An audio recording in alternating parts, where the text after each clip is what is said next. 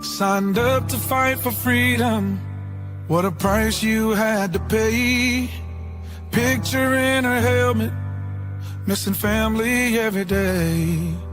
Your Lady Liberty, dressed like G.I. Jane. Some scars we'll never see. She will never be the same. She's a mother, she's a daughter, she's a sister and a friend. Standing tall in that uniform until the very end. When Uncle Sam called, she signed that line to serve. 'Cause you can't spell hero without her.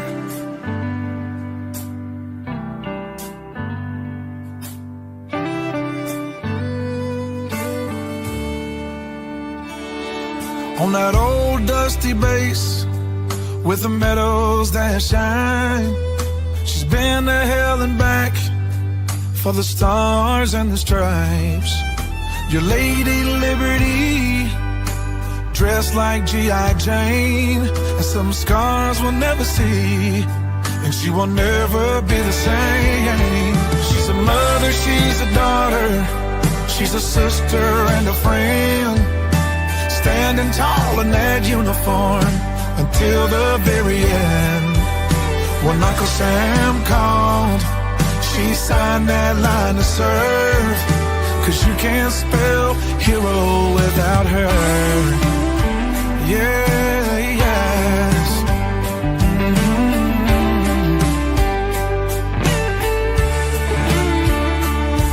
For the ones that didn't make it, we will pause and then we cry. We can still see their smile in every sunrise. She's a mother, she's a daughter, she's a sister and a friend. Standing tall in that uniform until the very end. When Uncle Sam called, she signed that line to serve. 'Cause you can't spell hero without her. 'Cause you can't spell hero without her.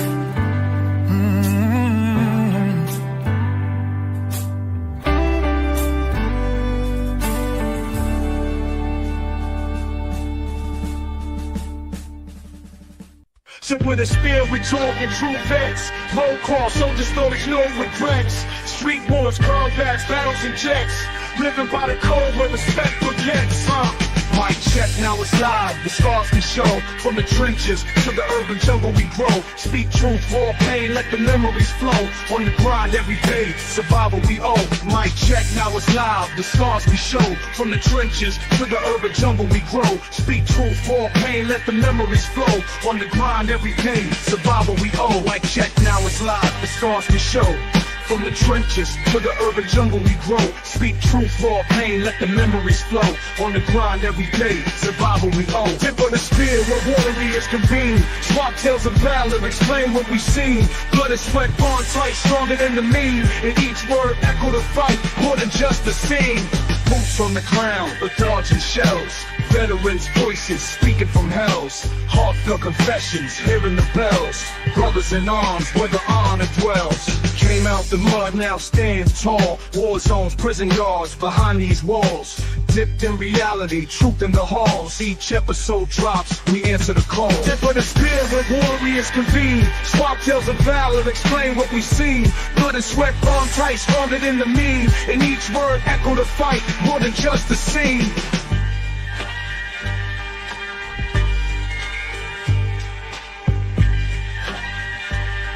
More than just a scene. Tip of the spear where warriors convene. Swap tales of valor, explain what we've seen. Blood and sweat, bond tight, stronger than the mean. And each word echo the fight, more than just a scene. Yeah! Tip of the spear, where warriors convene. Swap tales of valor, explain what we've seen. Look, I'll be seen. Blood of quality, chivalry worlds, more than just a scene.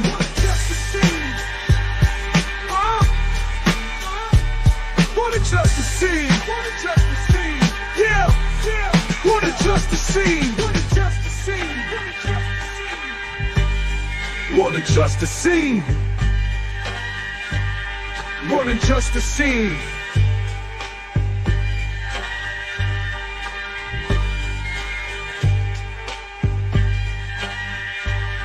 More than just a scene.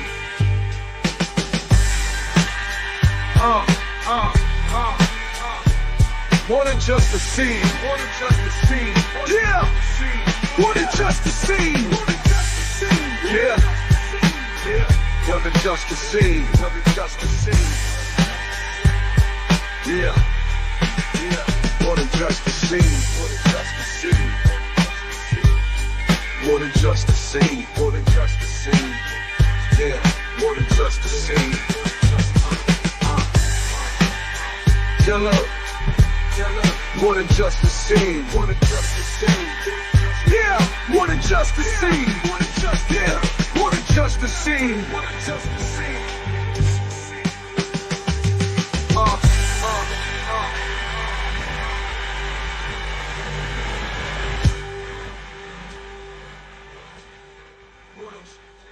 More than just a scene. Welcome, everybody, to Tip of the Spear. How is everyone doing? Gunny, let's start with you. How are you, sir? Good, man. Good. Been a busy month since we last saw each other. Went on a cruise with the fam. Took 6 Purple Hearts fishing last week for some Kentucky crappie, and they all left with full bellies and full bags of fish. And then by the time the next one rolls around, I will be getting ready to roll to Japan for our annual trip to Iwakuni. Nice. Miss Tab, how are you? Good. It's been so long since I've been here. It has. I think you missed the last one, but you were on the one before that. Maybe it's because it's monthly. It feels so long. There's been so much this month. Virginia celebrates Women Veterans Week here in Virginia, so there were multiple observances last week that I went to, and they were probably the most intentional veterans events I've ever been to. The one that the state put on, the governor put on, was phenomenal. Nice. Miss Candace, this is your first Tip of Spear in a while. How are you, dear? Been a little while. I'm wonderful now. I'm back. So it's Welcome. good. Welcome back. So listen, we have a full panel tonight. So we're going to be rotating people in and out just so people know. So let's move on to the next. Mr. Tim Thomas, how are you, sir? Good day, all. Greetings from down under. Awesome. Oh, going awesome. well here. Really good. Thank you for asking. Yeah, we can see that sunlight coming in through your window there. I'm jealous of you, my friend. Yeah, this isn't fake tan. Sunny here too. It is sunny here too, but he's in Australia. I'm still jealous because he's in Australia. Yeah, That's fair. All right, Miss Lita, how are you, dear? What's up? I'm doing amazing. Bree is on her way. She's down in the chat. I see her. Okay, she's cool. down there in the panel. So we will bring her up here in just a little bit as well. All right, Miss Caitlin, how are you? I'm good. Thank you for having me. Well, you're very, very welcome. All right, Ryan Theory, how are you, sir? I'm fantastic. Actually working on a verse right now. I took a break to get on here. Nice.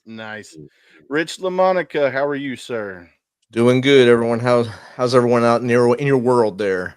Man, everything is going great. So that's awesome. Miss Pippa, how are you in the UK? I'm very well, thank you. And tonight an hour ahead because the clock changes, so it's not midnight yet. It's not midnight yet. Nice. All right, Travis, how are you, sir? I'm savage. Oh, I see Chesty hiding behind you there. I see him behind you. savage. What coffee are you drinking, Travis? I'll have some of that. Right. Candace, actually, it's Bucky's coffee. Candace, I'm gonna drop you out and bring Bree in real quick, so Bree can say how she's doing. Where is Candace? Oh, there she is. Miss Bree, welcome. How are you? You're muted. Not anymore. Wait. Can you hear me? Yes, ma'am. Freaking Air Force. I know, right? So no bombs.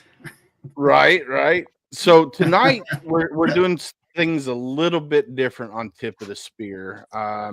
So there's a topic that's been going around TikTok and been hell, it's been going on for a really long time, and that's the disparity in treatment between male veterans and female veterans. Even male service members and female service members, there's a disparity there as well. So we got some active duty people in here. Bree's active. I don't think anybody else is active. She's the only active one at the present moment in time. But we're going to get everybody's perspective, and we're going to have a civil conversation about this, which I think most of the males in this panel agree the same way when it comes to female veterans, that you guys served just as well as we did. So I'm super excited to have this conversation because it's something that needs to be had. So with that being said, who wants to go first? Miss Lita, you want to go first? Bree, Caitlin? I gotta pick on me. Hey, I said all three of you, or we can even go with Miss Pippa. I vote leader. We should have the active duty go first. All right, you want Yeah, Bree. All right, Bree, Okay, you active duty go In first. alphabetical order. A for active. Just saying. So I've been in the Air Force. This year will be 10 years. Definitely that difference. So I was logistics for the first 9 years, which is a more male dominated career field versus what I do now. I do physical therapy. But when I was in logistics, it seemed the males were expected to do, I would say, the heavier type work. And they made it feel like the females weren't capable of doing things, whether it was like operating a forklift or, lifting heavy equipment, different things like that. And sometimes it felt like females never got the chance to prove themselves. Or at one of my bases, it felt like females had to work harder to prove themselves and get recognized for the work that they do compared to our brothers who seem to get recognized for the simplest things. And I think that culture is still very well alive all throughout the military, to this day. Yeah, it shouldn't be that way because here's the way I look at it. Like I was raised by a single mom. She raised 4 kids, right? So I always had strong female role models growing up. Like my grandmother had 6 kids and she ran the house and she worked a full-time job. And then, it was my mom and 4 kids. And then, of course she had boyfriends along the way, but it was still mom and 4 kids. And, I was infantry, so I didn't see when I was in the Marine Corps. I didn't see females unless I went to base dental or medical or something like that. So I didn't see females in the infantry side of things. I knew they were there. I knew they were in the Marine Corps, but I just didn't have to see females on a daily basis. So I guess I never had to come up on that struggle of what you went through. For a female try to prove themselves. But I don't think that you guys, being females, should have to prove yourself. I mean, if you sign your name on that dotted line and you want to go, jump in a foxhole and, pull the trigger with a male next to you, go for it. That's the way I look at it. All right, Miss Tab, let's go with you. So can I ask a question of Bree? Yes, go ahead, Tim. Yeah, so Bree, thank you for sharing about, what you experienced. I'm interested, what was the impact on you? How did that leave you feeling? It was frustrating at times. Yep. Because I grew up in a male, household. So I was used to doing anything that the guys do, right? If the guys can do it, I can do it. So when I would show up and I had the mindset, hey, like I'm here to work, I don't care what it takes, like let's just get stuff done. It was frustrating felt like I was put on the back burner sometimes, like I was incapable of doing certain things. Right. So to me it was frustrating, and it left a very like bitter taste in my mouth. A lot of my time in the Air Force. It's different now because, like I said, I work in physical therapy now. So the tables have kind of turned. I would say this is a more, female dominated career field. We do have males, obviously, but I would say the females kind of run this one. So it's a lot different. I mean, medical in general is a lot different. The cohesiveness and whatnot, and I don't really see the difference between the two like I did in my previous career field. Yeah, got it. So you felt frustrated and you left a bitter taste in your mouth, and I'm sure I'd be interested to see what other females experience, if that was a similar experience, that sense of frustration and that bad taste in their mouth.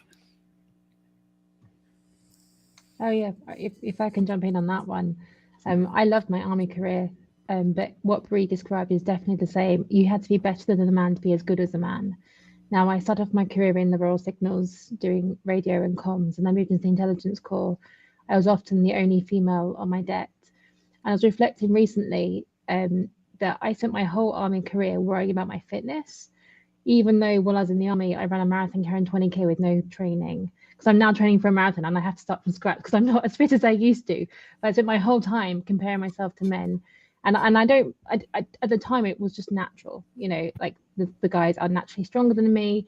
The guys were naturally faster than me at running. But I tell you where I excelled was distance carrying weight. Like I could keep up with any bloke. But that actually was the thing that I was counted on least. The thing that they mattered was like, how fast do you run your mile and a half? How many pull-ups can you do? How many presses can you do? And these are all super important.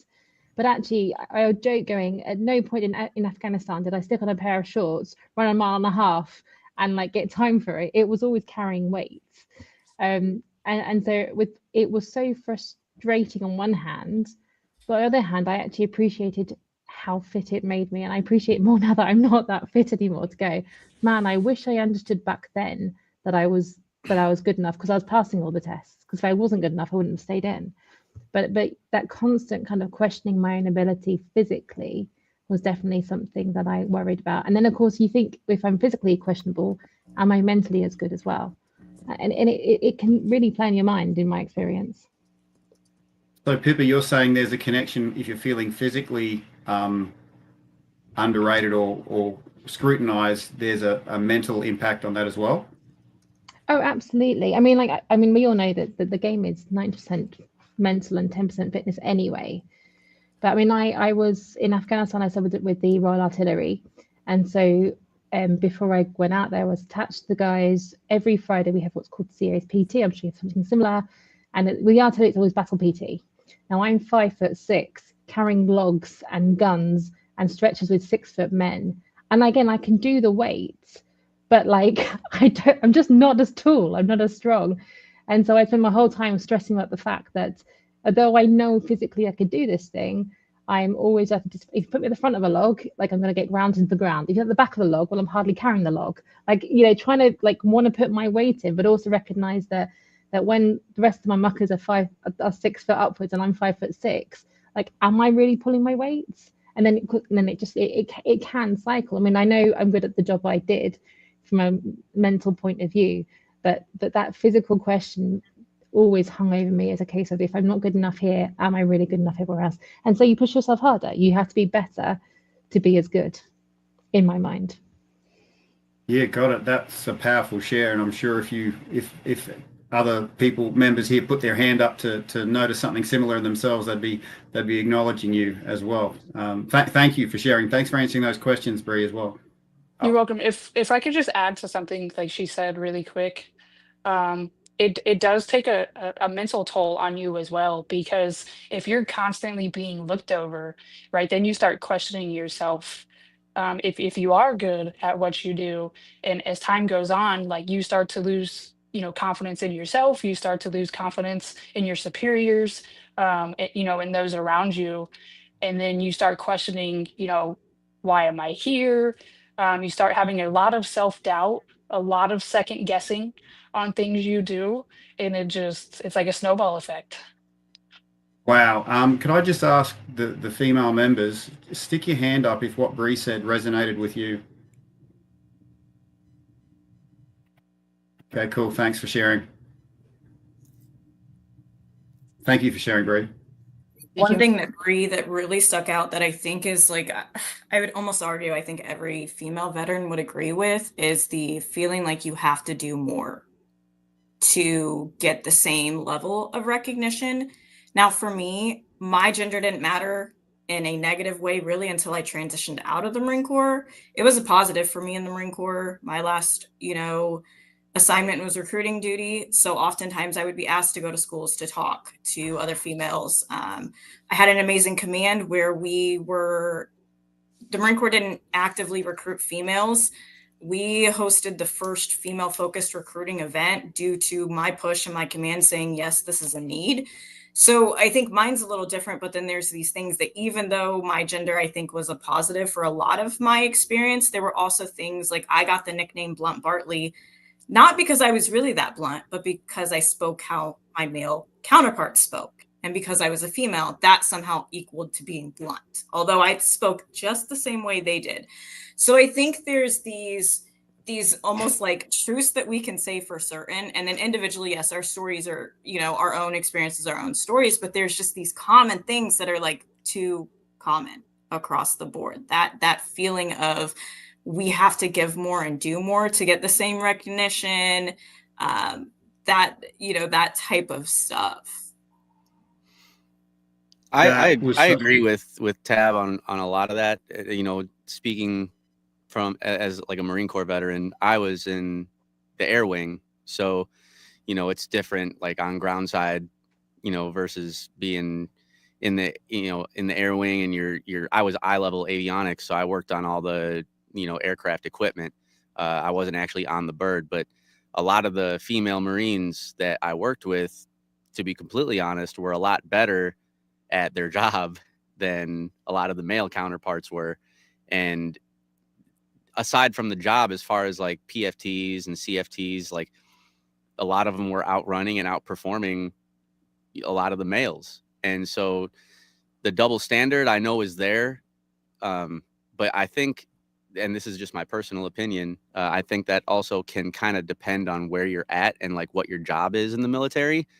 Because obviously, a female grunt is capable of doing everything that a male can do, but in certain aspects, a male might be perceived as better or stronger.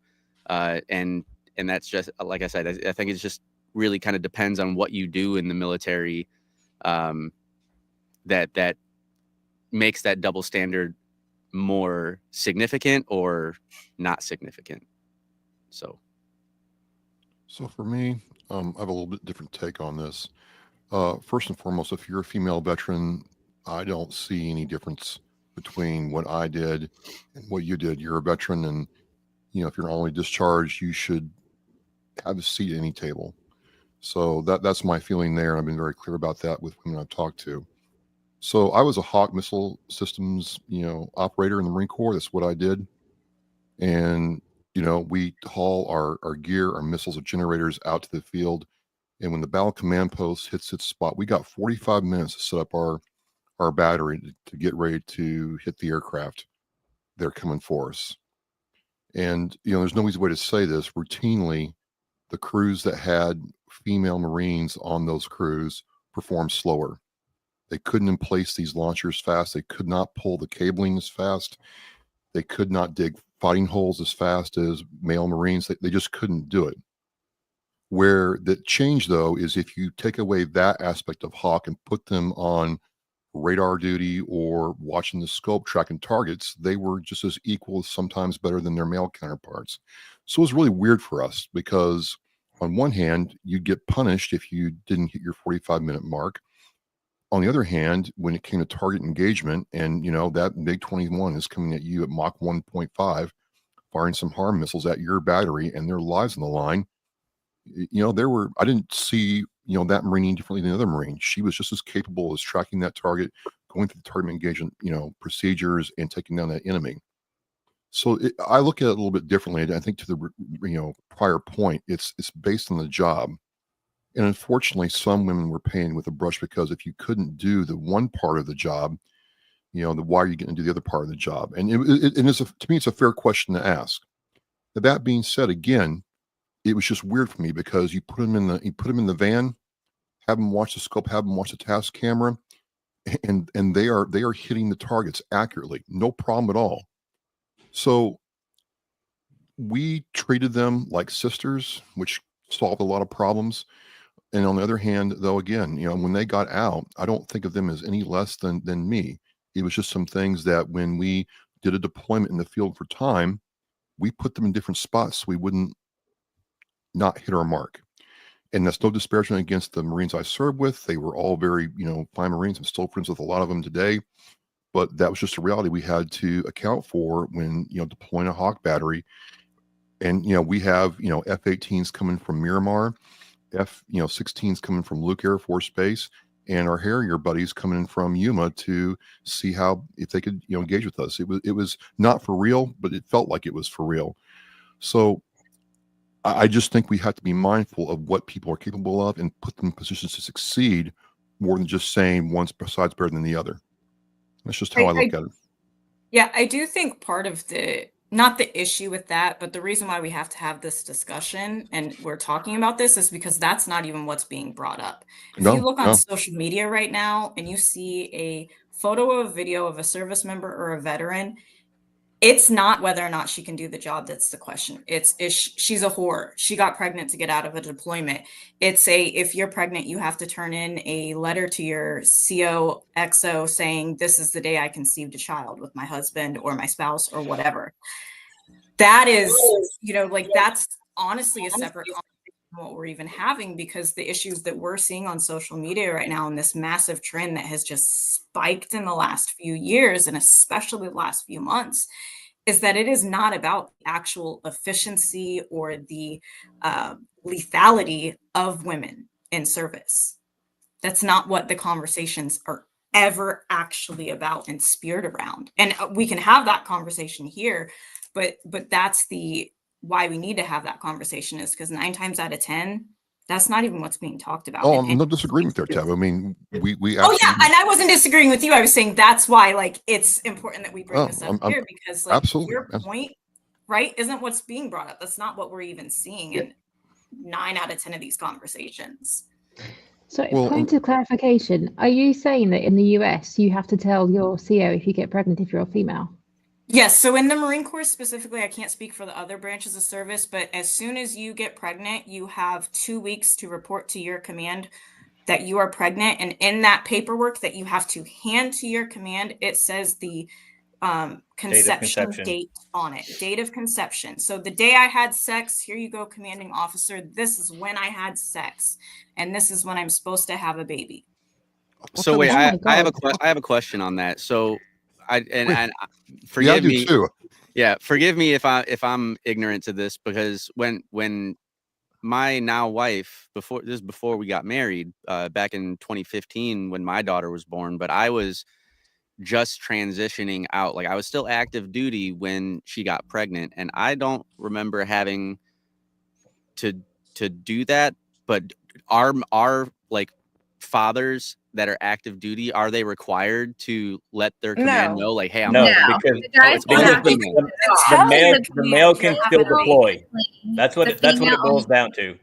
So they want the date of conception to see if it coincides with that's what I thought. You're deploying to X, Y, and Z. So is that conception date before that announcement or after? That's what the command's trying to figure out. Because I will tell you, I had a female that worked with me that got pregnant to get out of a deployment, and then went back to the unit and got pregnant again after the command was told they were deploying. One female. Okay. I'm not saying it's all the way across the board, but that's where that letter came from. And obviously we were mid, Iraq, Afghanistan, everything else too. So females break an arm or have an injury to get out of deployment. Do they track that the same way they track pregnancies? Absolutely. Nope.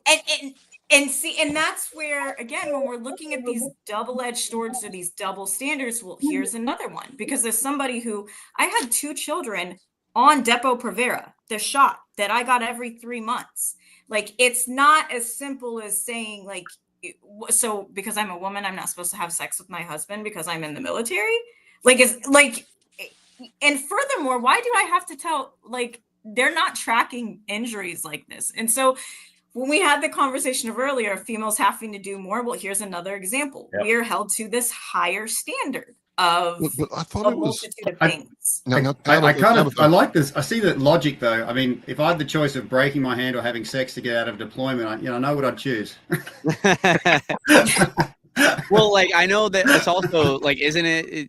Again, correct me if I'm wrong, but I remember seeing that it's against the UCMJ to have sex in any position except missionary. Like someone had actually brought that up to me, and I was part like, of that 134. Get the fuck out yeah, You're taking it. I mean, that's but stupid. it's like, who's, I mean, that's my sergeant major is not going to be in my room, like, right.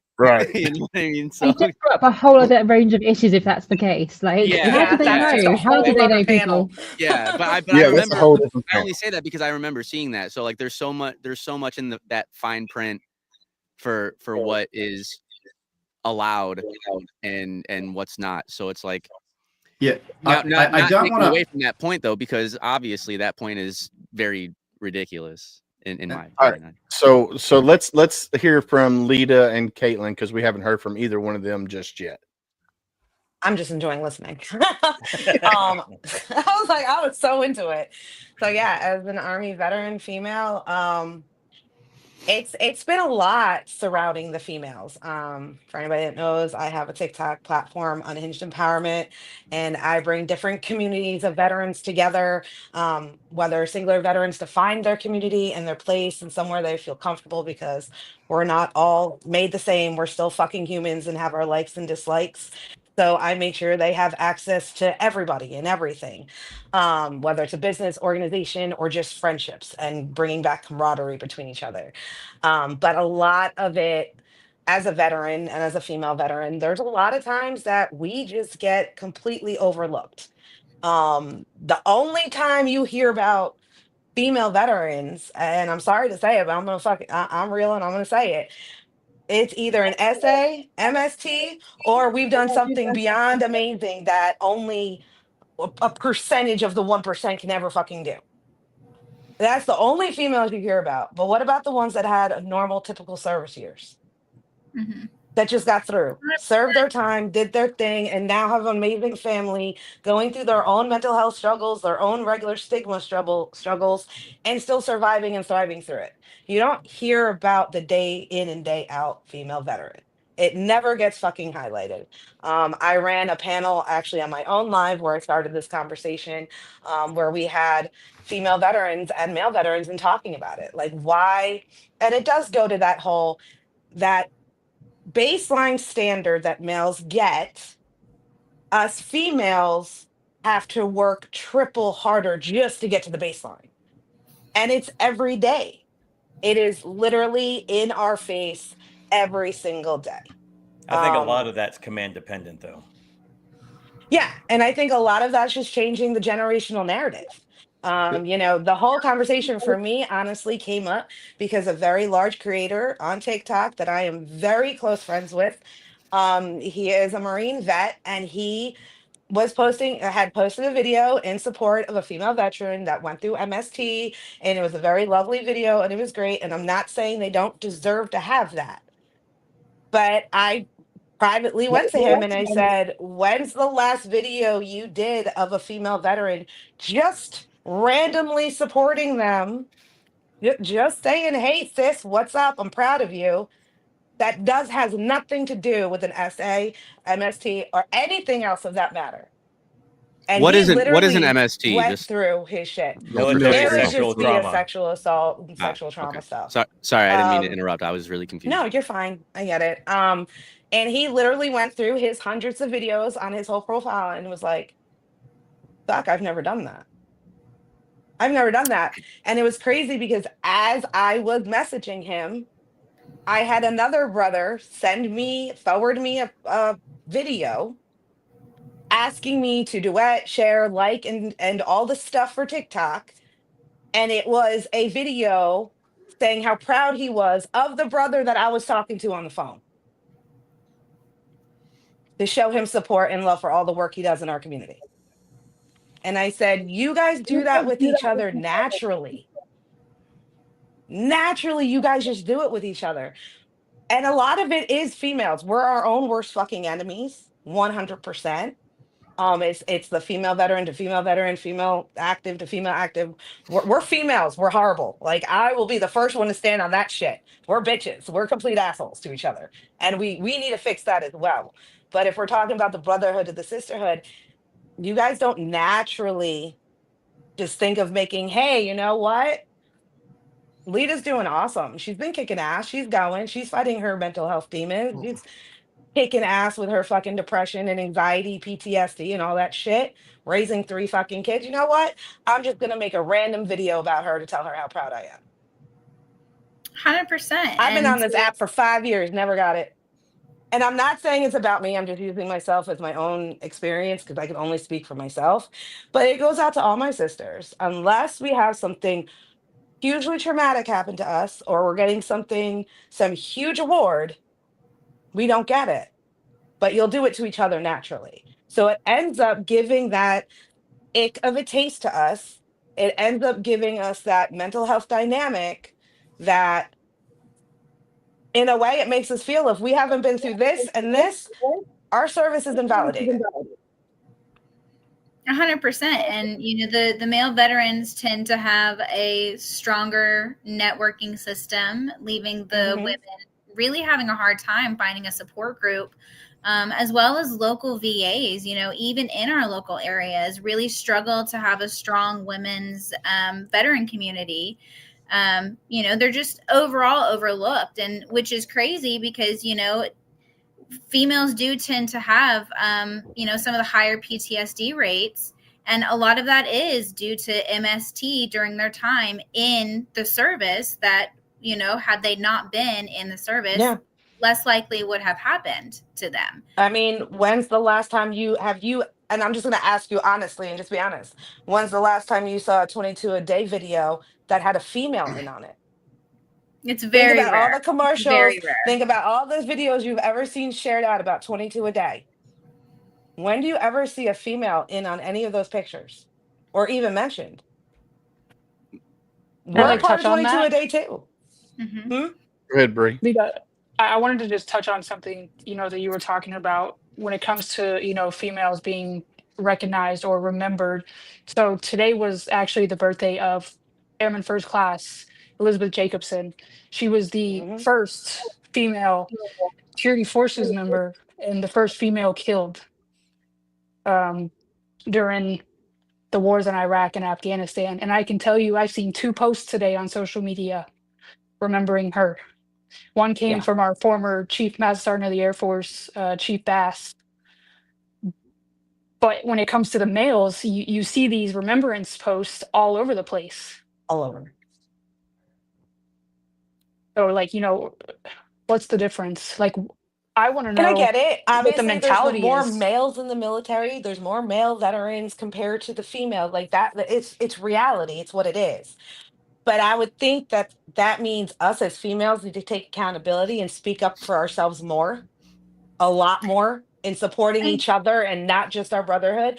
But it would be nice if the brotherhood saw that difference and said, okay, but they still deserve to have something, and started standing I'll behind tell us you, as well. every memorial thing you see from me is 90% guys, because the Marine Corps did not have females in the infantry. Yeah. Right. So even go back to Beirut and the Battle of Mogadishu, 19 men were killed. Right. So then let's look at the other side of that. In my job, every single performance that we do is dedicated to a fallen service member, and we dedicate it on the day. Right. So today is what, the 26th? If we had a performance today, our jump would be dedicated to that person. We have dedicated our jump to almost every single female, because I did that specifically to know that the families know that their loved one's not forgotten. So I went through the first 3 years that we started doing this, and every single female that was killed between October 2001 up until 3 years ago, was every single jump that we did was dedicated, even if it was an off day. And that's amazing, and I completely appreciate it. The very first jump we dedicated was dedicated to a Marine officer. I completely appreciate that, like seriously, and wish we had more brothers like you, because that is rare for us. And I think a lot of it's the intentionality. Like you did that intentionally, right? It wasn't just like, hey, let's make a Women Veterans Day, but it's just a show. This dog and pony show. Part. Or we'll do a Women's Veterans Day or Women's Veteran event and we're going to do makeup. Let's do some pinup girls. Like there's just a, you know, an intentionality behind like the actions. And I will say, so moving from Indiana now to Virginia, that has the highest female veteran population, there is a night and day difference between the VA healthcare that I receive to the state does an entire week observance of women veterans. I last Thursday went to their pinning ceremony, and it was the most intentional veterans event I have ever gone to. The intentionality behind it, I think, is a big part of it too. Is it's like you're saying, it's not like this dog and pony show. We understand that females are a smaller percentage of the population, right? Like it's not like all of a sudden you should be spotlighted. But if you go to Canva and you look up veteran images to try to create something for Veterans Day, you see like one of a female, right? Like in like hundreds and hundreds. And so I think like that's again, it's for me, I've had a great experience with the male veteran population. I've had a bigger issue with civilians who never served a day in their life and want to question my service, what I did. That's where, like, for me, I didn't know my gender was going to play such a role in my transition out of the Marine Corps. Because again, I said earlier, my gender was a positive almost all the time in the Marine Corps, or it was a challenge I understood because my recruiter prepared me very well. And then I had leaders around me that prepared me very well of the reality of my gender. I wasn't expecting to have to prove myself all the time or to fight for care all the time. Women's care is not specialty care. Every woman needs it. It's not like, it's not something like crazy and unexpected. I mean, it's 50% of the population, so it's not special by any means. Right? It's care. Yeah.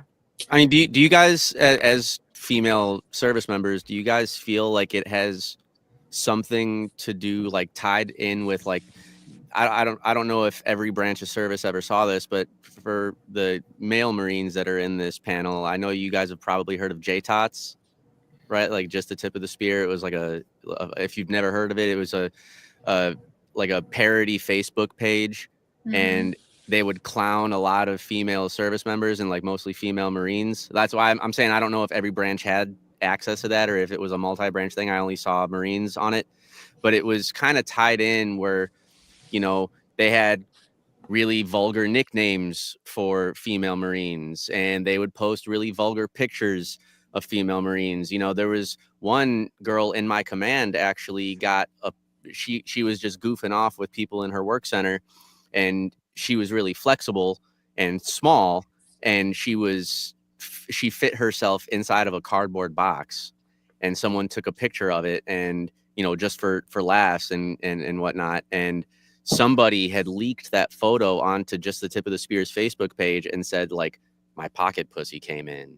And it's like really vulgar and wrong to say stuff like that. But going back to my question, do you think that kind of stuff is kind of like tied into why it is the way that it is with female service members? Like, do you think it doesn't help at all? I don't think it helps, but I think it's time and place. I think there's definitely time and place because, like, honestly, like, I have an amazing group of brothers that I surround myself right now with. Like, I have a crazy, amazing male community around me, and they are my brothers, and we all watch out for each other. But I kick it back with the fucking best of them. We rag, and I give it to them, and they give it to me, and it is nonstop. But they also have time and place. They know when not to do that. They know when it's going to be read wrong. You know, it's like, I mean, unfortunately, with a lot of that line. stuff, you can't really label it right or funny, especially when it's being exploited on social media for the whole world to see, right? But if somebody's doing that, they're coming with malintent to begin with. Right. Sorry, And not sorry. that's kind of what I'm just getting at, though. malintent. That's what I'm getting at, though, is like, you know, that kind of malintent being pushed on the female, you know, service member. Oh yeah, no, it doesn't help at all. It doesn't really help, right? So like, I guess what I think about is like what what can we do as a veteran community in general, right? Not just male veterans. What can we do for female veterans? Just what can we do as veterans to try and turn that tide? Because obviously there, as you guys have mentioned numerous examples, there's something wrong with, you look up, you know, military on Google Images, and 9 times out of 10, you're going to see a picture of a male service member. So it's like, what can we do to kind of turn that tide? So Honestly, I mean, go ahead. Go on, Lida. So the military for me is a microcosm of society, right? So what we see in the military is a reflection of the wider society, good and bad. And I think I'm going to take a stab and go, all of us women here have amazing brothers and sisters who I would happily go and start bar fights for if called upon, and do all the things that you want to do. I've also had people who have been less than pleasant for the military, but that's a reflection of the wider society. I think the problem for me is that it's education beyond the military. But if you start to do it within the military, then you got a chance of making a difference. Because men who have served with women, like you guys, generally don't have an issue with women who serve. And as Tab was saying, it's the people outside the military who go, well, you're a woman, clearly your service was less than. And so it's understanding that that's what we're up against, and also understanding the double standards. So one classic example is a man can sleep around and he's a stud. A woman does it and she's a whore, right? This is just a universal standard. But it shouldn't, in my mind, my very biased mind, you know, the values and standards of the British Army are like respect and courage and commitment. So why do I have people talk about this one woman who happens to sleep with more than, I don't know, 5 guys and treating her outrageously when those 5 guys are willing participants? That goes against the standards for me. But we're comfortable with this duality because it's a reflection of the wider society. So that's the challenge we're up against, is how do we change that wide opinion and have people like yourselves. Again, it's not all men, but it is men. It's having these conversations fundamentally and owning the fact that there is an imbalance, and it's not always intentional, but it does exist. Well, and I think too, the male veterans and our male active duty brothers, a lot of them, you know, speaking to what you're saying, instead of sitting around and allowing, you know, these across the line vulgar comments and suggestive things to be said and made about, you know, your female counterparts. You know, we're all adults. We know what's okay and what's not okay. And to just sit around and to allow this type of talk to happen, you know, whether you're active duty or a veteran, or really in any type of work environment that's male dominated, it's just not okay. You know, it's 2025. This type of thing should not still be continuing, yet here we are having these types of discussions still. I have so many questions. So many questions. So Candace is the civilian in the room. I am. I tried. So, because not everybody knows Candace. She is one of the co-hosts on HomeFront Sitrep. She's been gone for a little while. But yes, she is the civilian in the room. So a lot of this is probably coming at a huge shock to her, hearing a lot of this. Or she used to work at the VFWs and stuff like that too. So she's probably heard it from I've been in the communities for 20 years. I was doing my ass bad when I got diagnosed with MS, so I couldn't go in. I tried. Okay, so a couple of things. Yes, Craig, I'm back. Something Lita was saying about there's so much of a frustration where she has this guy, this friend that she's such good friends with on TikTok, and he's doing these things and not having this appreciation. It goes to women, like Lita said, we fucking suck. We suck to each other. So where is it that we're lying this responsibility into the brothers instead of ourselves and going, why are we not supporting another woman to spark that and go, hey, this is important, so somebody's going to see it. And my apologies for those of you that don't know me well. I tend to go with a different perspective, and not just because I'm a civilian, just trying to look outside that box. Because at the same time, Ryan, you're talking about just the tip of the spear, and the reality is that's reality. That's men. It's hormones. It's what they do. If you put them in a garage with some beers and whatever else, that's what they're going to do. The problem now is social media. It's out there. People can see it. It's not hidden, but it is a natural thing, unfortunately. And just because it's 2025, like I come from this aspect of some people got to pull your panties up. You got to be a big girl and you got to keep going. And you can't let that shit bother you, because when it comes down to it, those people are going to think what they're going to think. They're going to say what they're going to say. And you're going to find those that are actually going to support you. And you're going to find those that give a shit about you. And if they're proud of you, they're going to tell you that they're proud of you. And our problem as women is this stupid shit that we get in our head of not wanting to speak to each other or getting mad about something that one of them says or one of them does, or this was better, or jealousy, envy, whatever the hell you want to call it, instead of going, you know what? You're another fucking woman and you served just like I did. I'm going to support you. And I'm going to show these brothers that we are just as important as they are. So I don't understand where does that come in? Why are we not holding ourselves accountable for women supporting women? So I, just off of my perspective, I completely agree with you. And that's what I've stated in my live. The accountability is on both sides. I hold more accountability for my sisterhood. We need to start speaking up. If something bothers you about something one of the brotherhood said or did, I am sure they have no fucking clue that what they said bothered you. Take accountability for yourself. Speak up. It doesn't need to be on a live or here. If you know them well enough, then message them in the background and say, hey, you said this way. It made me feel this way. I bet you 9 out of 10 times, they're going to be like, shit, my bad. I didn't fucking know. And they're going to try to do better. You know, and if you can't message them privately, then it shouldn't fucking bother you to begin with, because you're really not that fucking close. Right. Sorry, not sorry. The accountability comes to the women. The only thing that we can ask from the brotherhood on this topic, just listen to us. Just give us a chance and keep doing this and sitting with us and talking to us. That's all. But it does lean heavier on the females. Yeah, it does. And I love the fact that Tab has had such a wonderful experience, like through your military career, because we've talked a couple times in the past about like your conception dates and things like that. And we were just mind blown by that. Like, okay, why is that your business? Do you want to know like where, position, everything else? It ain't none of your damn business. And you're a Marine. Like, hello. It just, what makes that okay?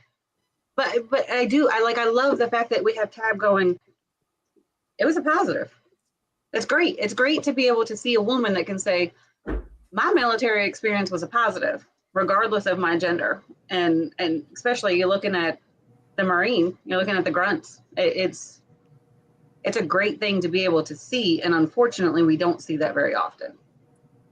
So why do you think so many women don't speak up? Is it because they spoke up in their command and it got swept under the rug? Is it just I don't know? I'm asking. I'm a dude, so I'm just throwing the question out there, right?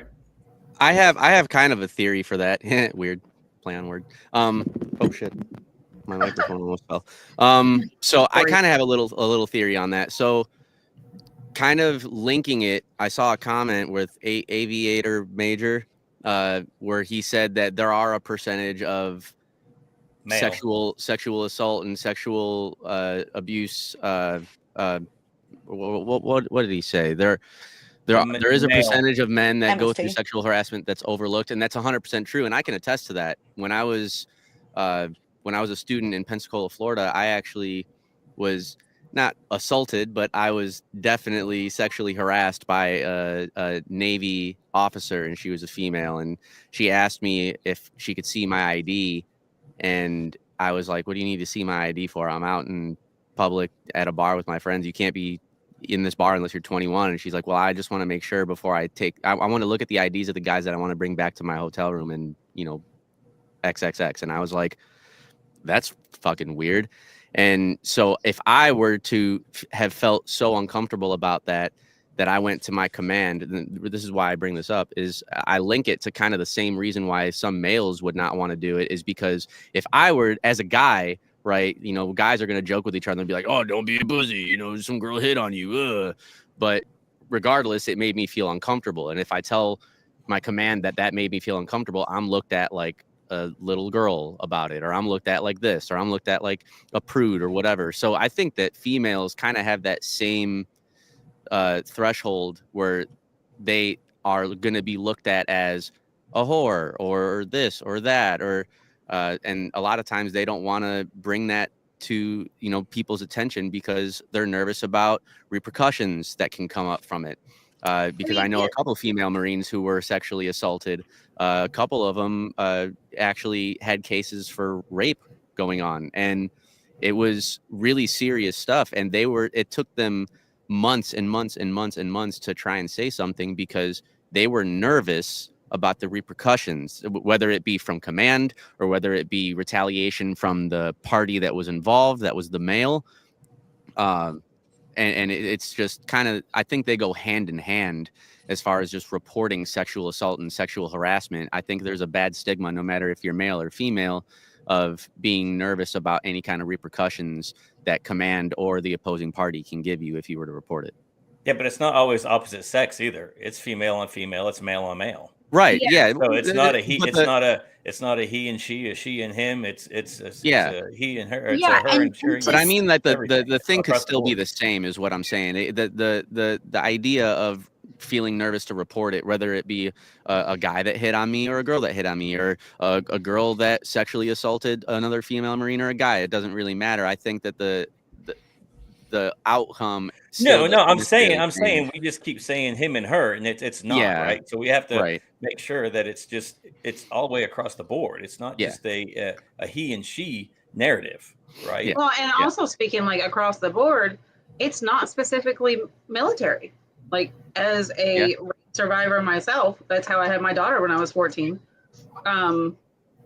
It's definitely in the real world as well. And whether it's woman on woman, woman on man, man on woman, it doesn't matter. It's unfortunately in this capacity, we are focusing more on the military aspect of that. Sorry, a flag fell. And it's sad because some people look at that and they go, oh, well, you're a woman, you're going into a male dominant field. Well, that doesn't mean that you should expect it. That doesn't mean that here I'm going into this, so let me prepare myself. But some women are naive enough to think that just because they're going into the military, these men are going to be good. Just because a man goes in and signs that line doesn't mean that he's not a piece of shit. It doesn't make him some like noble, untouchable person. But some men do go in feeling that way. And that's why they do these sexual assaults, because they feel superior. Like, oh, you're a woman, you want to come into my world? Let me show you what that is. And that's unfortunate, whether military or not. It's a sad society. I want to offer a different look on something, to go back to what Tab said about, and Leah said about women banding together. And this is not a futile effort you ladies are engaging in. And here's why. The VA, the federal government, and state governments all know, and they don't talk about this, that older veterans are dying out. Vietnam era veterans are dying out faster than World War II veterans are. In about 5 to 8 years, there's going to be a real, for lack of a better term, shortage of veterans to take care of. But on the flip side, the fastest growing demographic of veterans are women. So when I talk to female veterans around here in the Massachusetts area, and they ask me a lot of the same questions you all are asking, which are valid, it is to your point, Tab and Lita, you all have to band together, find the brothers who are in your tribe who will support you, and, you know, keep them in your stable, if you will. I don't know if I'm saying that right. So when the time comes, you all can now be a major block to the VA. The VA knows you all are growing faster. At least in my VA, they are getting a lot better about providing female specific care, because you're right. I didn't realize this till I went to, Jamaica Plain to get worked on. It wasn't until like 5 years ago they actually started having like true obstetrician care post, when you have a child, postpartum care for female veterans. They hadn't even thought about that until like 5 years ago. It's crazy. So I can't control what other men do. Unfortunately, I wish I could. I can barely get my sons to do what I want them to do sometimes, but it's all right. I'm a dad. So all we can do as men is control what we can do. And what we can do is be there for you all. And I think, for every guy here, we have tried to make our environment welcoming to you all, support you all, and, kind of call you out when you're getting like, hey, that's not really how it goes. Come on now. But on the other hand, it has to be a sustained effort. And that's the thing that I'm trying to struggle with, Lita, is how do we make a sustained effort so when the time comes now or 5 years from now, you all are ready to, take this. I shouldn't have to wait 5 years, right? But No, it's just going to honestly, become it's going to become a system of numbers where you all are going to be recognized. It should happen 20 years ago, but you got to band together now. honestly, I think for the brotherhood, the only thing that we can ask is that you listen when we do have something that we're willing to speak up and bring to your attention. And I think the accountability of your other brothers. If you are somewhere where you're with your brothers and they do something stupid, say something stupid, whether it's a joke or they mean it, whatever it is, you hold them fucking accountable. Fair enough. Because I can't tell you how many times a joke is said and it's kind of like, that's a little far. Like, that's a little far, but everybody's just going to laugh instead of, and then behind the scenes, they're like, yeah, no, I wasn't cool with that. That wasn't right. You could have just said that to them right there. Hold them accountable so it starts changing that narrative. We have to do it ourselves first. I think that So if that's you going to see it, always, fix it. I think it's always going to have kind of a difficult, I think we are all always going to have that difficult time though, because kind of going back to an older comment that Julie had said, Julie Willis, where it was saying that the Secretary of Defense said something about the women. Yeah, women don't have a place in the military, or the media women don't have a place in the military. Or said in the media. So that when you say hold each other accountable, I wholeheartedly agree with that, because it has to start at the bottom, right? For it to start to snowball towards the top. So it's like, but we're always as a veteran community, whether you're male or female, I think that building up that respect level for the female veteran community is always going to be facing those difficult, momentous occasions, if you want to call it that, because there's always going to be somebody who is going to feel the opposite, right? There's always going to be that one guy who says, well, female Marines can't do it as good as male Marines, or female airmen can't do it as good as male airmen, or whatever the case may be. And I think that trying to change that is almost there's always going to be somebody. Yeah, there's always going to be somebody. Let's be real. But We have to live in the reality of it. I think it's very naive to think that it's just going to change. I think that kind of touching on what Travis was saying, right? That's always going to be a thing. But all we can do is control what we can do, and hope that it catches on, and that you're influencing, especially if you have a platform like this, or if you have a big following for your TikTok or your podcast or whatever the case may be, having that platform and being able to speak on issues like that you feel strongly about can start to influence people. But like I said, it's almost naive to think that it's just not gonna go away, right? But you have to hold people accountable. Like, so for example, my Marine Corps, so I had a horrible experience with the first Marine Corps League I interacted with. I walked up to them. I was so excited to see Marines. The first thing out of their mouths was, wow, a WM. Okay, well, for those who don't know what a WM means, it means walking mattress. Whoa. That's what they refer to.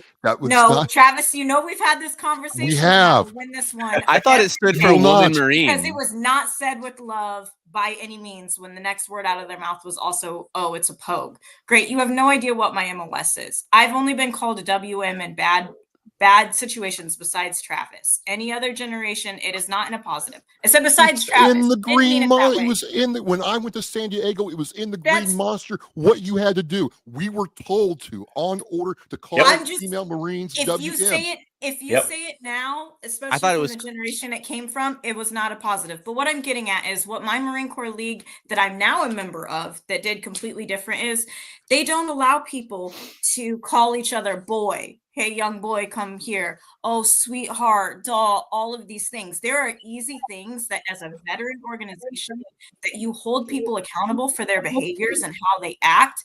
And I don't think the right setting is, oh, nativity. No, what needs to happen is holding people accountable.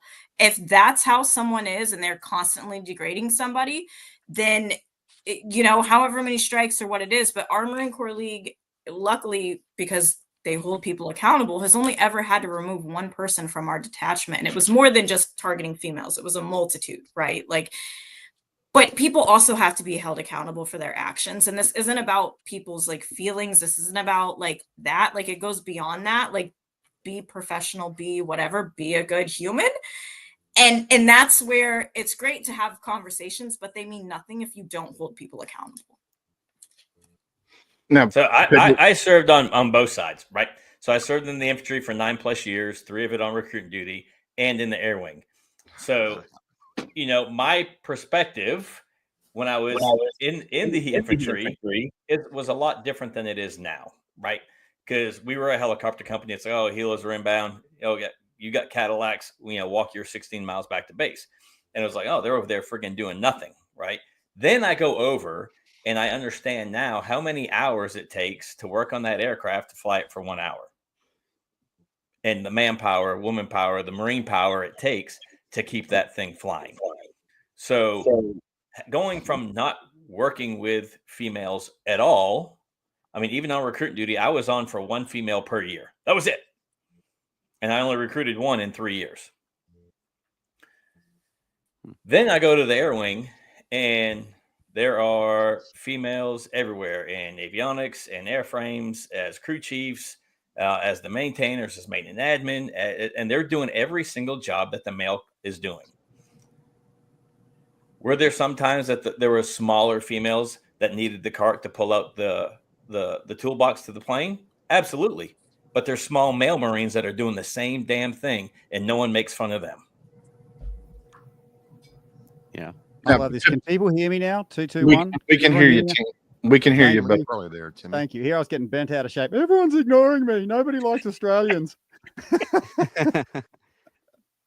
No, I'm super enjoying this conversation. I literally have to take my elderly father who's got Alzheimer's to a skincare appointment. In Australia, we get a lot of sun, so he's got to get a few cut out. And I wanna leave everybody here with something in my listening right now.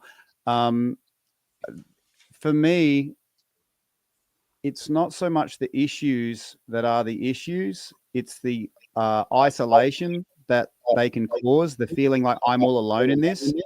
And so it was so powerful hearing you ladies speak, because I think when people listening to this, they have these unspoken words around their heart, and those unspoken words, they become like rocks, and it's like you can't feel anything, and all you're seeing is the issues, but the issues aren't the issues. It's the loneliness you feel when you're in that. And so I was really, I could really see a lot of good happening with the isolation breaking moments, that when people were sharing, when Tab was sharing, when Lita was sharing, and Caitlin, that there were so many females out there listening. Oh, I'm not the only one going through this, because once I've noticed that when we feel like we're all alone and isolated, we become very reactionary, and the second we become reactionary, that's when the world kind of meets us with resistance. You know what I mean? But if I can break my isolation, I can connect with other people, and we get organized. When a small group of people get organized, my goodness, there's so much that can happen. So I just want to thank and acknowledge everybody here, sending you good energy from down under. Lots of love. If anyone needs, hit me up in the PM. Just hit up Willis. If anyone needs to improve sleep naturally and immediately, I'm your guy.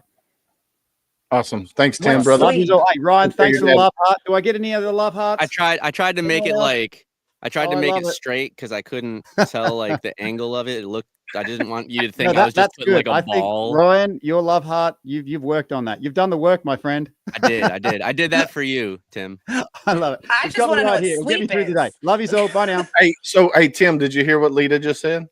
I would love to hear what Lita said. Send her to Oh, Tim. I just said, Just send her to what's Tim. sleep? Sleep, What- sure. Tim's your what man. is this sleep? Oh, his well, app. Yeah. Well, so basically, I was one of those veterans that lost 6 years of his life to pills when I said I couldn't sleep. I didn't know breath work could put you to sleep naturally and immediately. You know, it's not meditation. That's thoughts, controlling thoughts. This is a chemical override. Okay, so can I make a request, because I got to shoot? Willis, can you connect me and Lita up just with the emails, and I'm sure you'll be able to share your own experience of, you know, what it's like to breathe. Finally, Yes. My passion is empowering people through quality sleep. Everyone's sort of so focused on waking hours. I'm like, that's cool, but the power is actually in the sleep. You know, that's the soil from which everything grows. But we're a very visual world. You know, you can't see it; it's not real. Well, sleep's real. You know, in the special forces, we knew nothing about the science of sleep, but we knew if we took the enemy sleep out for 3 nights, it would mess them up better than a bullet. You know. So you know, that's my active service, is just helping people sleep naturally, immediately. I'll leave a few links in the chat if people want to pursue that. I would love to serve you and add value to your life like that. Okay, loved you all. I gotta go. Right, brother. Be safe. Bye Bye. All right. So we do have a starred question from earlier. This is from Cynical. What was a defining moment in your career where you chose not to let the stereotypes and basis affect you? Bias. Bias. Sorry, bias. Reading for Marines, David. He failed It it like wasn't 5 in times. crayon. Leave him Come alone. on. It wasn't Come written in on. crayon. You leave him alone. No. Hey, It was I even. have Come my on. I have my It was Marine at written in down shirt. Crayola. He Oh, would've here ate we it. go. I have my Marine at down shirt with the HomeFront Sitrep logo on it. Got it from Nice. I seen Triple it. Threat Vets. Yeah, it's awesome. Written in crayon. I love it. Awesome. So I'll start that off if you don't mind. Go for it. So I had an instance where I was running a CFT, combat fitness test for the non-Marine personnel in here, and during the one of the females CFT, she actually her command had gone, you know, back to the hangar, and there was nobody that she could do the buddy carry, the fireman carry with at the end of the course. So, you know, you do your ammo can lifts, and then, you know, you run and do the little obstacle course, and then you grab the ammo cans, run to the end, you drop your ammo cans, throw the grenade, and then you pick up the person and you run back with them on your shoulders. And this woman was like, everybody was, you know, poking fun at her, saying like, oh, well, you're not going to be able to carry any of us, blah, blah, blah. And, you know, I'm 140 pounds now, but I was like 168 back then. So I had a little more weight on me, right? I wasn't a skinny little stick like I am now, but I actually volunteered to have her do it. And I think she was like 120 pounds. And she straight up threw me over her shoulder like a grown ass man and sprinted her whole way and threw me down as she got past the finish line. And I was amazed. I was like, wow, you literally just did that better than some of the male Marines that I know of.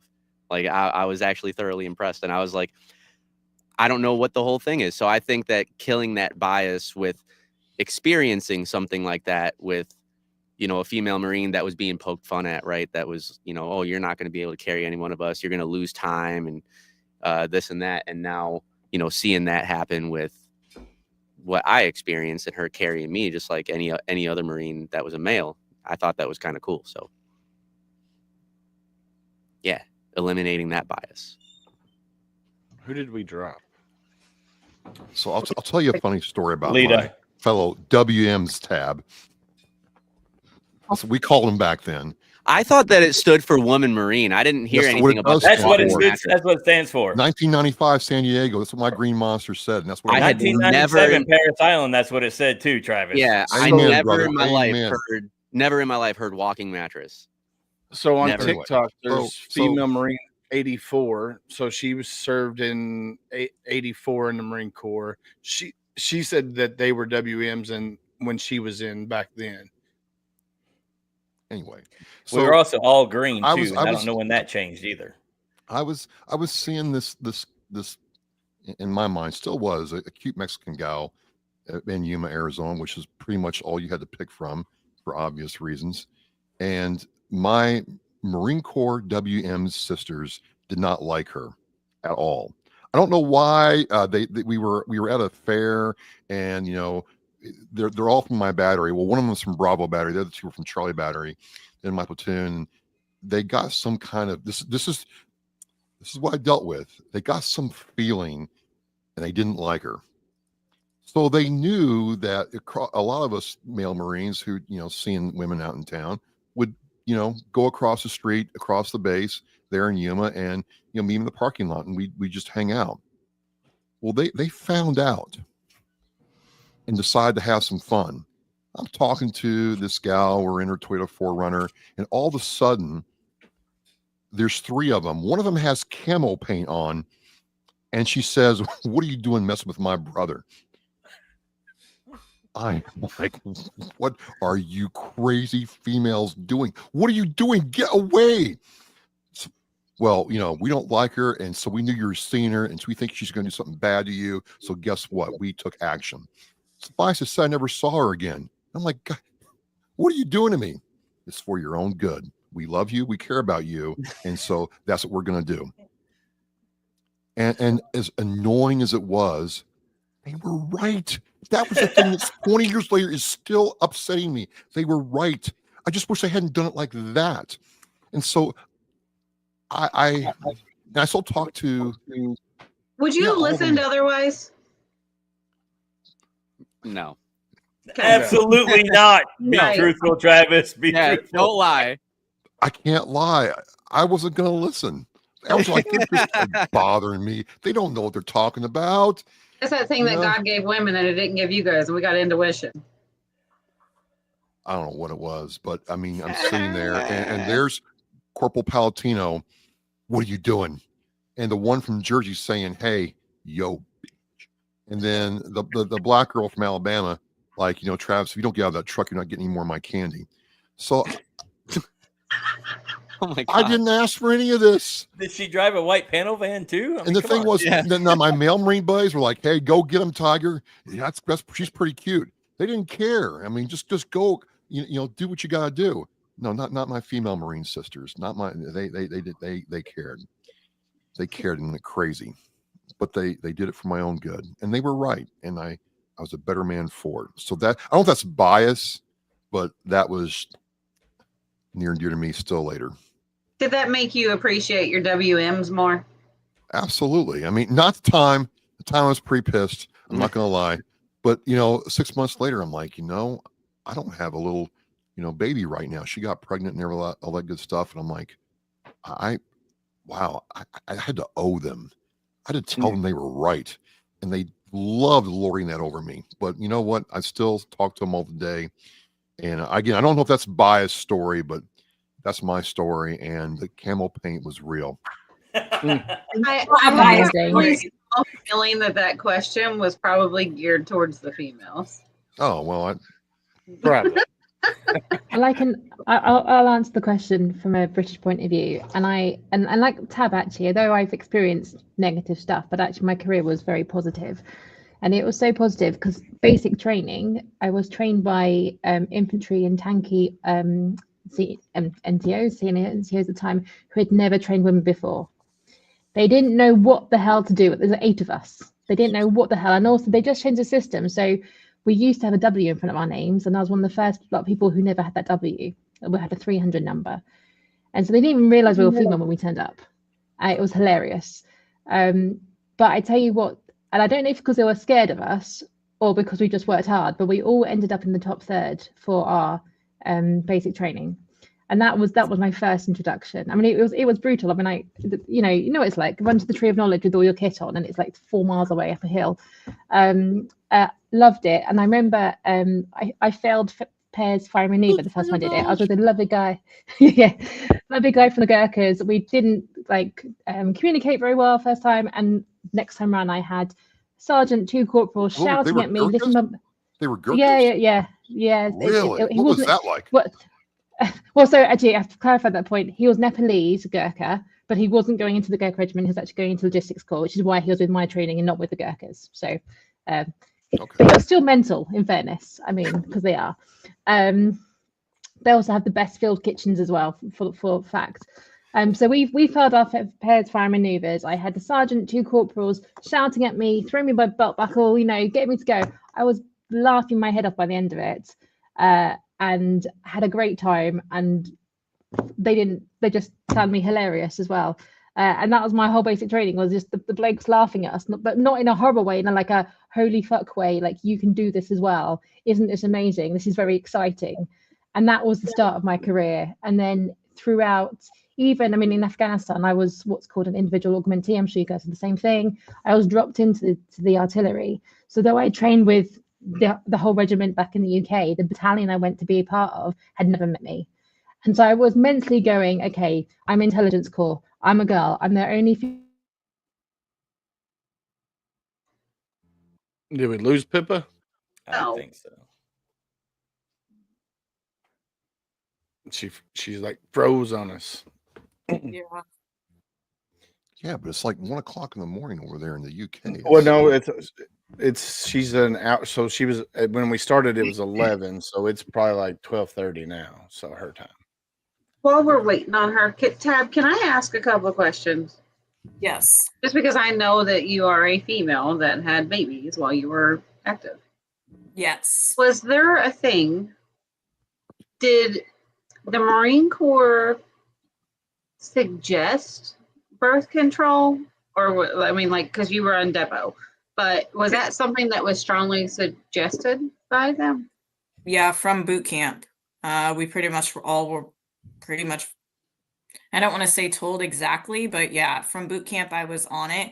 The issue with it is they don't actually understand birth control. So for Depo-Provera, you should not be on it consistently. I was on it consistently for probably 2 years straight. That is a birth control. You're only supposed to be on it 3 times, and then you're supposed to be off of it for like 9 months, and then you can go on it for 3 times.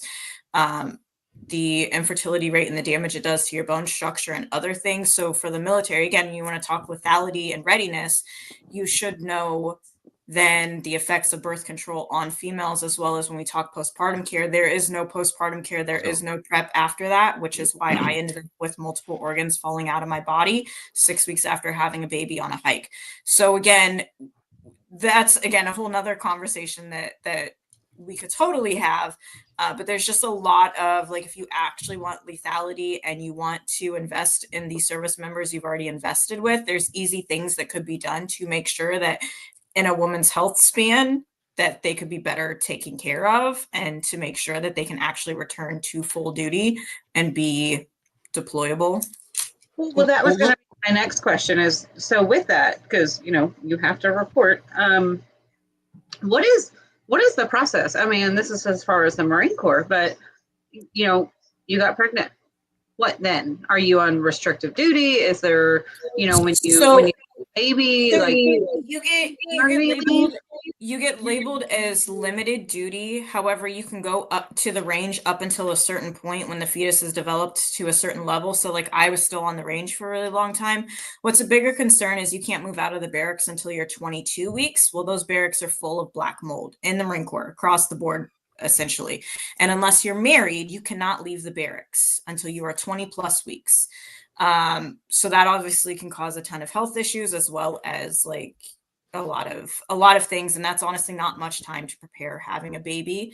Like me, I didn't want the Marine Corps to tell me when I was going to get married. My husband and I were engaged, but the Marine Corps wasn't going to tell me when I was going to get married. And so like I fought that really hard, and I didn't get married because, again, I didn't want the Marine Corps to dictate my life, especially when I did all the things I was supposed to. I was on birth control, right? Like that's what I'm supposed to do. When it comes to maternity leave, I experienced 3 different maternity leaves. My first one was 6 weeks. My next one was a 12 weeks that could be, or 18 weeks that could be used within the year. So I took 8 weeks initially and then used time throughout the year, and then a 12-week But on that 12-week one, I only took 6 weeks because the job I had to return back to doing that job. I mean, I guess I technically could have did the 12 weeks, but I was the only person who ran the program. And that's when I ended up with multiple organ prolapses, because the medical that you see as a pregnant service member is somebody who knows nothing about the military. So the OBGYN was like, you're good to return, having no idea that that means I now have to do pull-ups. I now have to run 3 miles. I have to do these things. And so when we're looking at, again, this a big issue of everything going out in town and it not being like a military provider, is they don't understand what it means to be in the service, and especially as a Marine. Not saying the other branches aren't hard, but we have higher standards in the Marine Corps physically. Yeah, but the naval medicine is that far behind. There is no naval medicine. It was out You're in in town. the civilian sector. You do not get maternity care or pregnancy care or postpartum care through naval medicine. It is all civilian providers that they just send you out to. That's the same as the VA. The VA does not do maternity care. They do not do postpartum care. That is all out in town, people who have no idea what it means to be a service member or what the physical qualifications and ramifications are. They had it at Lejeune when my son was born, but yeah, I was going to say there were so many women having babies back in 2006 that my wife got referred out to Jacksonville. But they had a ward at Lejeune at the Naval Hospital. Okay, but then again, it's still for spouses majority, not for Got it. Yeah. Female service members. So it's still not the same. It results in the same thing. These are caregivers who don't have any idea what our bodies are physically needing to go through. Now, the Marine Corps a few years ago, they tried to implement a test pilot program called the Artemis program, which was female enlisted led. And it was postpartum care, how to get back physically, because again, every pregnancy is completely different, but the physical trainers at the MCS and the gyms do not know how to train for postpartum. They don't know how to train you while you're pregnant to help prevent things either. That's why it was so instrumental when DOD authorized doulas. Now, doulas don't fully understand what we physically do. However, they can better help for postpartum care and aftercare and things that, again, you have to think that our network is female service members. There's not a ton of female service members. So who are you talking to during this time of like postpartum and the things that are going on with your body? And again, I said I had an amazing but your mental, and hormonal state. I mean, right? Everything. And I've said over and over, I've had amazing commands. When I was breastfeeding my babies and cleaning my pump supply, my CO would come out and talk to me in, the shared sink space, and it was no big deal to him, right? Because it's not. It's something we do. And so even with that, though, there's things that just like are not talked about or all not known, or you don't have a support system. Because even spouses, oftentimes female veterans don't really interact well with spouses. Or if they do, it's not intimate enough to have that relationship. Maybe that's the better, like, that relationship normally isn't intimate enough. I think that's the better way to put it. Yeah. That was just something I was really curious about, like having this and really focusing on our female veterans. Like those are some of the things that are not talked about. Like no, but that's, why I'm here and why I have a podcast and why anybody knows me is because I talk about those things, right? And I'm somebody, again, who my gender didn't really matter until it did as a veteran, and it was in such a negative way, and it was all of these negative things. And so that's the challenge, is like you have to be able to talk about things to address them, right? Like just because we're talking women stuff doesn't mean like I don't. That's a whole nother topic. Well, that's the thing, is like talking women stuff and like, talking about like Bree was saying earlier, and Lita, like it's always, an SA or MSD or something astronomical, and it's not recognized, all of the things obviously that are not talked about, because it's a woman in a man's world, but there's not this outward knowledge of how dictated that woman's life is going into the military, and how you have to suppress to that while also trying to keep up with these men. And I think it's so important to talk about these little details in the background that people don't realize. So instead of, taking their views and going, oh, well, they can't do these pull-ups or they can't lift this man, you're not looking at everything else in the background that's being dictated to them. So Julie had a question. She said, in that same vein, are there different available options for disability ratings due to faulty care? So as You a can't say service, that. What was that well, word? as a service member, if you get poor care, nothing happens. You don't have the right to fight against that. Only civilians, so only your spouse could fight against that anyway. But like I was told 3 days before my EAS that it wasn't life or death, and there was no reason for me to be medically held because my condition wasn't life or death. And somehow that was magically all of a sudden the standard for a medical board, which it's not. But because plenty of women live with it, it wasn't worthy of a medical board. So there are different standards when it comes to that. And then it took me months to fight for disability. However, there are different disabilities through the VA system that you can get that males can't get, but there's some that are the same because again, like you don't have a uterus. So you can't really get a disability from the uterus issues I have. I don't have one. So Pippa, you were getting really excited before your internet crashed. Do you want to continue on? Phone now, but essentially the takeaway was I've been very privileged to be treated very well by many people, and for every bad experience I've had, I've people around me who have corrected that behavior on my behalf without me having to say anything. So I do think, to go back to the original question of like, when does it change for you? I don't think I've ever had to worry about it in that way, but I've always, as at the very start, very much aware of being physically good enough. But actually, I feel very supported throughout my career, if I'm honest. So it's been wonderful. And the Gurkhas are mental. There we go. Yeah, I couldn't believe our talk, Philippa. So I just did it because I wanted to. You'll have to watch the show, but yeah, you're mental in a good way. Well, thank you, Travis. So funny that's a compliment here. Yeah, definitely. So I mean, it just some of what you're talking about, ladies, goes back to this thing where there's not a lot of you now. It's a growing demographic, and I just think that I want to understand what we can do now, and I think a lot of us males in this room are doing it already. And then how do we help you make sure you have representation at the table, so it's not like, oh yeah, we have female veterans who actually have kids. They had kids in the military and are having problems, and we might want to take care of that.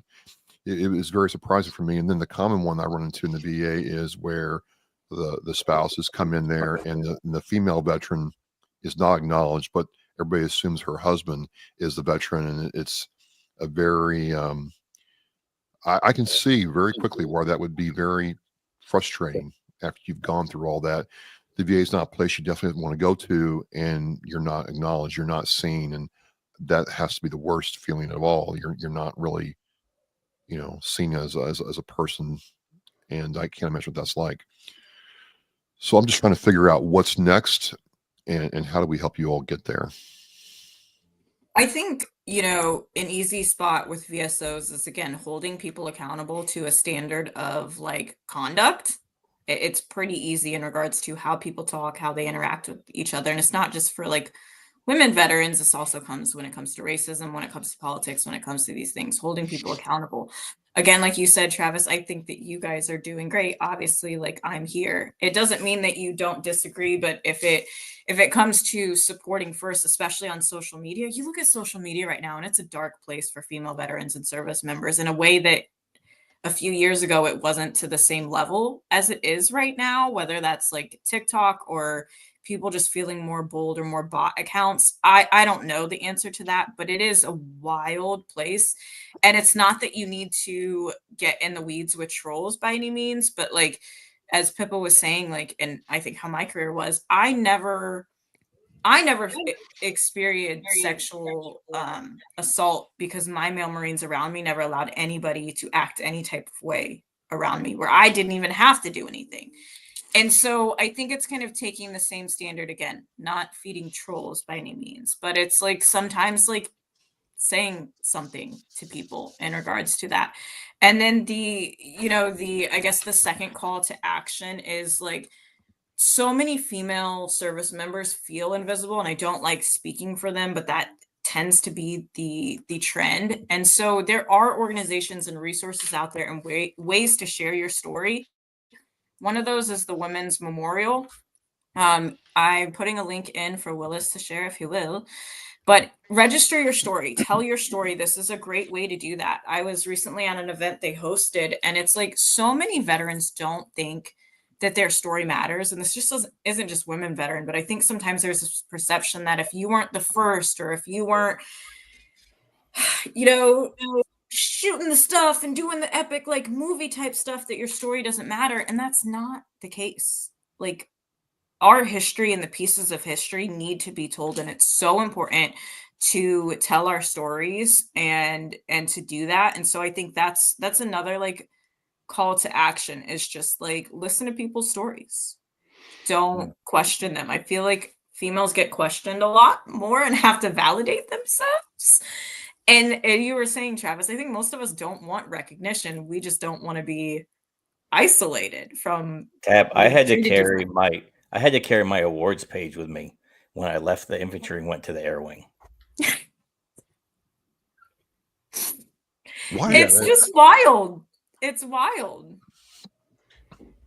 So a story that recently that I heard on TikTok, and there's some great veteran communities on TikTok. VetNation Cards has one, Black Dog Community has one, Dr. James, he started one as well. Lita has a great TikTok following, and when she does her stuff, it's like a dumpster fire in there most days, but you got to come with respect. And if somebody's disrespecting one of the female veterans in there, well, the brothers that are in there, we take up for our sisters, which is a good thing. One of the stories I heard recently was one of the TikTokers, her TikTok name is Azrael. She's a Purple Heart veteran, right? She was on her way home. She stopped at a grocery store. I'm not going to name what grocery store. She pulled in to the Purple Heart parking spot. Her license plate reads that she's a Purple Heart veteran. Little old dude was walking, and then as soon as she got out of her truck, the dude started yelling at her, like literally yelling at her. You shouldn't be parked in that parking spot, and was going off, right? And she hadn't even had a chance to get her service dog out of the truck yet. And one of the employees came out and asked her, "Hey, is everything okay?" And she said, "No, I need you to call the cops." Cops got there. Once the cops got there, they went to the old man first before going to her, even though she told the employee to call the cops. They went to the old man first, and then they come over to her. Well, she had to, give all of her information and prove that she was the Purple Heart veteran to be parked in that parking spot. And I know Gunny said that's happened to him as well. But I guarantee that it happens more to the female veterans than it does to the male veterans. And that shouldn't happen in today's civilian life. If you're driving a vehicle, you got a Purple Heart license plate, you pull into that spot, nobody should say a word to you other than thank you for your service and move on. That's it. Or just keep walking. Don't even say anything. Just keep walking, just depending on how you feel. What do you guys think about that? I think it's disgusting. In a perfect world, you're absolutely right, but stolen valor is a thing, and so is borrowed valor. Yeah. Well, yeah. I mean, up here in Massachusetts, we just caught a 53-year-old Marine who used stolen valor to get almost $300,000 out of the VA, and they caught him. That he hung himself out to dry. He got a little too greedy, and that's how they got him. We had a female in Rhode Island do the same thing. So I don't like to sit there when someone parks in a veterans parking spot or has a Purple Heart parking spot at those places, make a judgment. I'm like, you know what? If you have to cheat to do that, that's between you and God. But if you actually earn that thing, I would feel terrible if I ever told somebody, female included, that they didn't rate that honor. Right. Yeah. I mean, who are we to go around just doubting because of shitpots?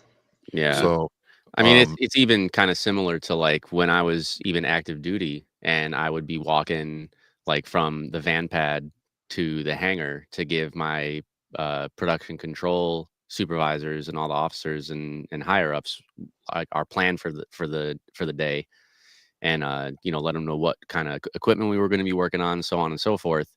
And I would, it's happened on multiple occasions where, you know, when I don't know how it is now, you know, I haven't been in for 10 years, but when I was active duty back in, you know, between 2010 and 2015, on the stickers on your car, if it was a red one, it was enlisted, and if it was a blue one, it was an officer. So, you know, you would salute, you know, with a blue sticker or whatever.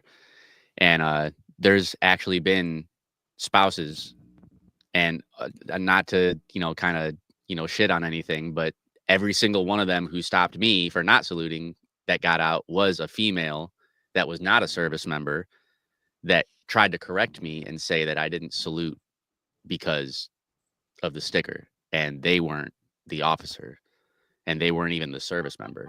So kind of like the whole stolen valor and borrowed valor, it's like, just because your husband's an officer doesn't mean I have to salute you, you know. And it was just kind of one of those things. So I kind of link that to that same topic, where it's like about, you know, something like a parking spot, you know, You're how do saluting you, the person, not the friggin' vehicle. And that's what yeah, I've always said. And I called that's PMO. what I would say too. I called PMO on a colonel's kid for trolling the friggin' commissary.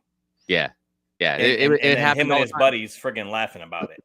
So I changed my whole mindset. If you weren't in uniform or I didn't know you, you weren't getting saluted. Yeah. You know, if the officer stops, and I guess, you know, being a gunny has its privileges sometimes. I was going to But say, you know, if you want to stop and have that conversation, we'll have that conversation all day. But I'm not saluting your damn car. But with that said, those stickers have gone away. Yeah, I was gonna say I don't know if they've, you know, have what? They're since not then even gone there away with anymore? it, but No, Nope. they haven't been for years. They haven't been for probably, I don't know, 6 or 7 years. They went just to ID check and scan your ID at the gate. Hell, half the time I went on Quantico a couple weeks ago, and they're like, "All right, gonna go ahead." Didn't scan it or nothing. I was like, "What just happened here?" But then I go on some bases and they scan it and they wait for the thing to pop up and you're good to go. But yeah, they don't. There's no more stickers on the Well, cars. I mean, you know, Samuel, my gunny was like, you're going to salute the car because the last thing the battery CO needs is some colonel's wife, you know, calling the sergeant major, you know, finding out. No, just salute the car and deal with it. yeah. that's kind of what I was getting at, where it was one of those things where I guess this you know, Marine wife had been told, you know, well, if you see a bunch of people saluting the car, you know, don't think Wait a minute, that, wait a minute. you know, they got a little cocky and they got a little entitled, and so they get out. Like I legit had a woman stop, pull in the parking lot that was immediately to her right, get out of the car, go, "Hey, Marine." And I'm a corporal at this time, so I'm looking around, and I know everybody, you know, all the captains and lieutenants, and you know, the lieutenant colonels and all that was there, and I'd look around and be like, I don't know you. Like, how do I know you're even a service member? You're not in uniform. You're driving an officer's vehicle. I could see the blue sticker, but why do you deem it necessary to get out and try and like correct me for not saluting the vehicle when you're not a service member? You didn't earn that title. You didn't go to boot camp. You never put on a uniform. Like, why? Entitled to the spouse's rank. Yeah. I mean, so And I it's just not on the off. It's not just on the officer side either. I would be curious from the female veterans who served, did the enlisted or officers' wives ever rally around you all? Was there ever any synergy there? Because it never seemed like there was. There was them and you all, and a wide chasm in between there. That I always thought if those people could brand together, but it never seemed that way. A super positive experience from my leadership when I was wives? stationed at Conoco. Yep. And Wow. on recruiting duty, both officer and enlisted, great experiences. Yeah, there were some people I just didn't interact with, but that again, I think this is where your command and your leadership really controls that. That's why it matters so much how your leadership is acting and the things that are coming out of the leadership's mouth, because yeah, we can say from the ground up, but they're not the ones implementing the things, and they're not the ones holding people accountable. So it doesn't matter what PFC or Lance Cooley wants to do. If CO and XO are not holding those standards, it doesn't matter. The command climate is by the CO and the XO and your command leadership. So I had great experiences, but I also know that my entire career was very unique in regards to that. Yeah, recruiting duty is a different beast, you know, on either side, you know. So it's just, you know, smaller units, individual effort, all that stuff. And, you know, I live in the area I recruited, and I see some of the families of guys that I put in. I see some of the guys I put in every now and again. But, you know, I saw them in the fleet too. And Sergeant Deeds in the fleet was definitely different than Sergeant Deeds on recruiting, right? Especially as I got promoted to Staff Sergeant and Gunny. It's just the nature of that beast. And then being at Quantico, you know, I was never stationed there, but I visited quite often to always update my OMPF. And it's a different beast at Quantico too than it is Lejeune or, you know, Cherry Point or New River or Pendleton or, you know, any of the bigger bases.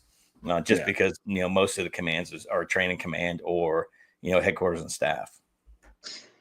Yeah, I'm starting to see, just going back to like license plates and things like that, and being a Marine wife now. I went to the dark side. We went one day, and of course, Michael has the Marine veteran plates, and we went through one of those like drive up oil change places, and I thought it was the coolest shit because we pull up, he goes around, he comes up, and he goes, "Who's the veteran?" I'm driving the truck. But he was considerate enough to go, "Who's the veteran?" And like starting to hear that more, it was just neat. It felt good that maybe there are people out there that are starting to recognize that it's not always the man. You know, even though it's not me, of course. And I would never want that. If I have the truck, like I'm not going to go park in a veteran spot if I have the truck by myself. Who the hell am I to do that? Yeah. Sure. But I thought that was just one of the neatest things that it's starting to be recognized. Yeah, my wife refuses to park in that spot if I'm not with her. Even if I am with her, sometimes she's like, "I'm not parking here. This is stupid." All right, so Travis is leaving. I know Tab's getting ready to get off. Travis, it was great seeing you, my friend. But it's about time to wrap up too. So I know Pippa had one thing to say real quick. Oh yes, so Pippa. Go ahead and say what you got to say, and then we'll wrap Philippa up. though. It is. She changed it because Willis keeps freaking call her Philippia, so she changed it so Willis can pronounce her name. Got to marine it down for you, right? No, this Air Wing Marine got it right. I got it right as a grunt. I'm just throwing it out there. I take it offense is so to that. Marine strong in here. Take it away, Philippa. All I was going to say was, I think it goes back to it's the community around you, honestly, and we all recognize that there are good and there are bad, no matter where we go. But it goes, as long as we who are aware, then change will come, and that's the only thing that matters. Absolutely. Awesome. God save the king. All right, so let's wrap it up, Travis.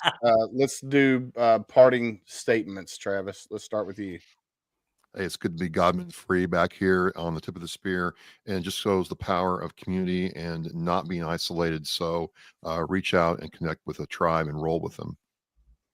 Awesome. Love it. All right, Tab, you're up. Yeah, so I think with tonight's topic, yes, there are things that we have similarity, but at the same time, each veteran has their own individual story and their own individual experience. And we come together to talk about things to make change happen. But that also, we have to look at each veteran individually as well, and their stories and their experiences. And your story, who you are, your experience, your service, it matters. Hell yeah. Miss Pippa, you're up. really what Tab said is we are all individuals, but that individual makes the collective. So how do you want to be as well as you say, be someone's stranger? How do we do that and just keep doing it? I love it. I love it. Miss Candace, you're up. Loved being here tonight. I missed it so much, and I love the topic. And I love having these beautiful women veterans that come and join us for this, and the supportive men, of course. And I think all I can say is, ladies, support your ladies. Use your voice. Love it. Theory, you are up, sir. Yeah, always a pleasure. Good topic today. Like Tab said, hold each other accountable if you really want to see change. No matter what the situation calls for. Be positive. Love everybody.